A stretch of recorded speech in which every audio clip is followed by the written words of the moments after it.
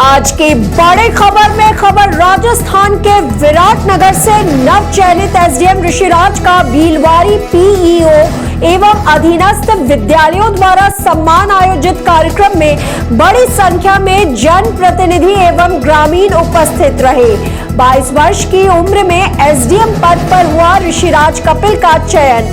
विराटनगर विधानसभा क्षेत्र में हाल ही में आरएएस 2021 के घोषित परिणाम में मात्र 22 वर्ष की आयु में एसडीएम पद पर चयनित ऋषिराज कपिल का भीलवाड़ी पीईओ एवं अधीनस्थ विद्यालयों द्वारा सम्मान किया गया।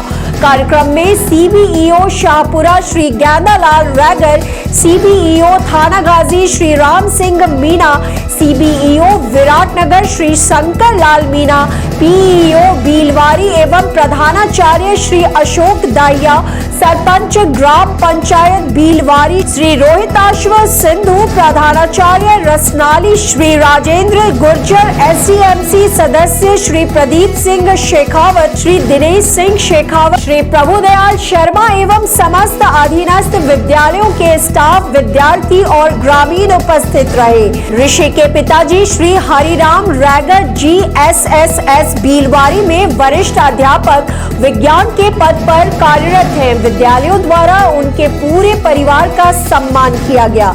कार्यक्रम में ऋषिराज ने अपने संबोधन में कहा कि अपने लक्ष्य के प्रति और स्वयं के प्रति ईमानदार होकर अगर निरंतर मेहनत करें तो कोई भी सफलता हासिल की जा सकती है। विराटनगर से संवाददाता मेमराज मीणा की रिपोर्ट। मुझे छोटा सा विवरण देना है कि मैंने अपनी सफलता कैसे हासिल करी और इस सफलता में किस किस का मुझे सहयोग रहा। तो सबसे पहले तो मैं अपनी सफलता का श्रेय अपने दादा दादी, माता पिता एवं परिवारजनों और मेरे गुरुजनों को देना चाहूंगा, जिनके मार्गदर्शन, आशीर्वाद और सहयोग के कारण आज मैं इस मुकाम तक पहुंच पाया हूं। इस सफलता तक पहुंचना एक तरीके से बहुत कठिन भी था और बहुत आसान भी था।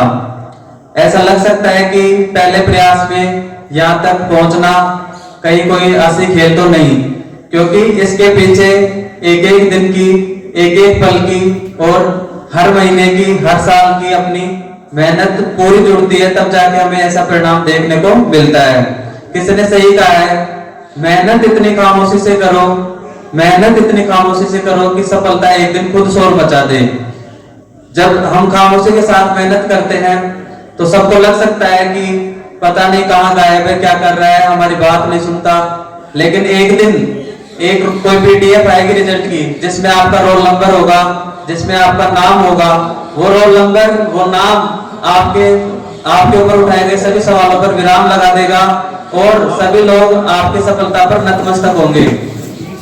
जैसा कि किसी ने कहा है कि अगर सिर झुकाकर पढ़ लोगे किताबों में, अगर सिर झुकाकर पढ़ लोगे किताबों में तो एक दिन पूरे जिले में सबसे ऊंचा सिर आपका होगा।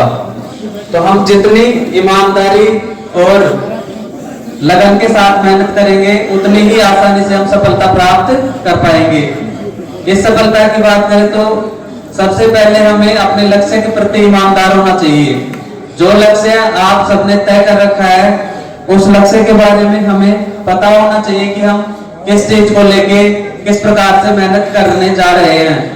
जब तक हमें अपने लक्ष्य और उस लक्ष्य को प्राप्त करने का रास्ता पता नहीं होगा, तब तक हम चाहे कितनी ही मेहनत कर लें सफलता हासिल नहीं कर पाएंगे। तो मेरा आप सबसे एक ही आग्रह है, आप चाहे किसी भी परीक्षा की तैयारी करें, चाहे वो आपके बोर्ड एग्जाम्स हो या अन्य कोई प्रतियोगी परीक्षा हो, जो भी है उस टारगेट को अपने सामने अपनी नजरों में रखें कि मुझे इस एग्जाम को क्रैक करना है।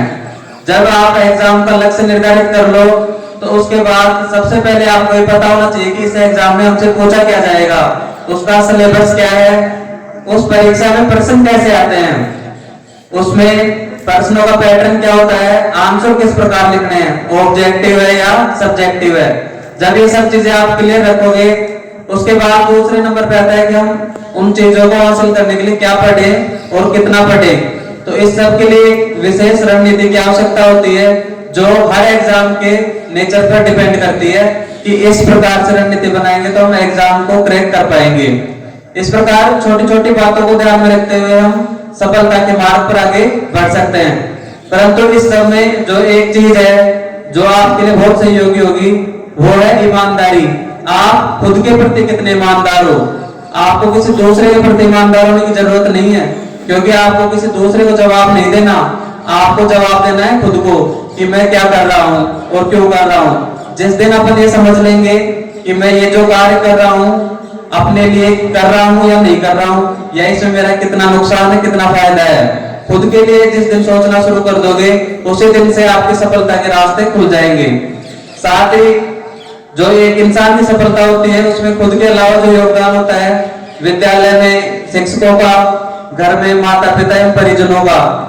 हम घर का माहौल इस तरीके से रखें, घर में बच्चों को इस प्रकार से कोऑपरेट करें कि जो वो सपने देखते हैं उस सपनों को पूरा करने के लिए उनके साथ